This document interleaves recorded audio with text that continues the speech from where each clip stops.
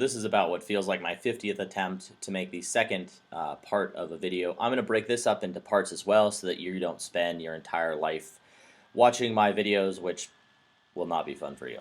Anyway, I'm going to cover the first 5 features in this video: no calibration, user settable beep, increased sampling rate, USB multiport, and USB file access. Some of these features require a mechanical change. Some of these features require a electronic change, and some of these features require both to make them valid. As you know, it's always a goal of mine to make our product better every generation, to look at it. So what we are actually talking about is we are talking about a Generation 2 product. So in the market right now are Infinity Generation 1s. Soon to be released are Infinity Generation 2s. And for all of you, there will always be and always is a performance upgrade path. And unlike in previous generations, this one's going to offer us some additional benefits. We'll be able to do a Generation 1, what I call economy upgrade, Generation 1 silver upgrade, and Generation 1 gold upgrade. These upgrades will apply to different people based on different needs. In the IE version right now, there will only be a Generation 1 economy upgrade that will become available. And then in the future, I will get into mechanical shortly, showing you what I'm talking about. There will be the ability to move from that economy 1 upgrade to a full silver or gold package, and I will explain that as we go forward. But let me start first by covering the no calibration piece. So no calibration is quite a bit of magic. Technically, it's not no calibration. What it is, it's a factory-based calibration. And in that factory-based calibration, there is a little wheel, a little magnetic piece that sits right over here. That little magnetic piece then, as you spin the wheel, notice I can spin it both forward and backward, so there's forward and backward. Based on what position you're in, as you all know, there's numbers on the side of your wheels, 8, 7, 6, 5, 4, 3, 2, 1, and then half increments in between it, which equate to a total of 15 positions. The machine will know what factory setting to apply to that given depth. Why would we do that? Well, the fact is that calibration is important for making our machine accurate, but it also seems to be a difficult concept for everybody to get their head around. Why do we do it? When do we do it? How do we do it? How do we make it consistent? On and on and on. So the way we're going to make it consistent is we can apply a consistent weight across all of the keys at a given depth, make the machine memorize that, and then you have it and you don't have to deal with it. But it also allows us to then change settings as we tweak and we move forward. But that does require both a mechanical change in the machine and an electronic change. These are Generation 1 boards. These do not have the ability to have the sensor set that allows us to do calibration. These are Generation 2 boards, these 2 little sensors over here. And on the Generation 2 right-hand board, these 4 sensors over here allow us to do this auto calibration piece. Moving on from there, user settable beep. That is something that we can implement in Generation 1 writers, but it requires you to send that writer back to us. We then reprogram the right-hand side with firmware, update your left-hand side with some new set of firmware, and lo and behold, you have user settable beep. Increased sampling rate.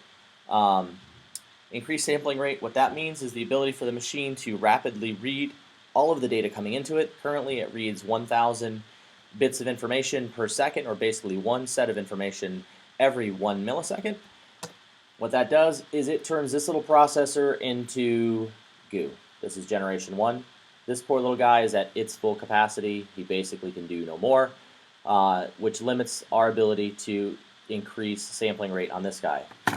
However, Generation 2, we have picked out a larger, more powerful, more awesome processor that did not exist 2 years ago. This guy is faster, lighter, less power consumption, and does 5 to 6 times the work of Generation 1 processor. Pretty sad considering that this guy is only 2 years apart, but that's pretty typical in computer world. We've also added some external memory to this guy. That external memory allows us to do a bunch of other things as well. And in addition, I've gone ahead and thought a bit further and thought, well, what do we do in 2 years when the next generation of processors becomes available?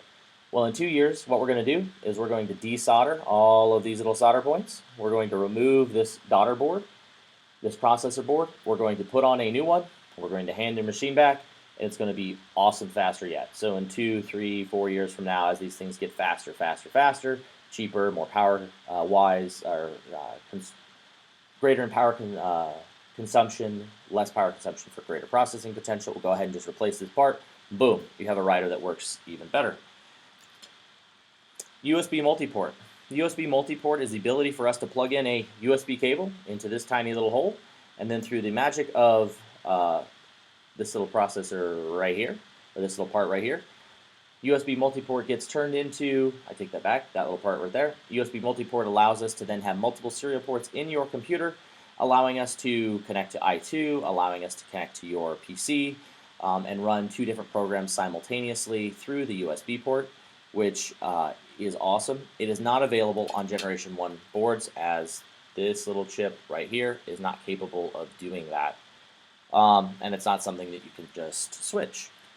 USB file access. USB file access is something that will be quite nice.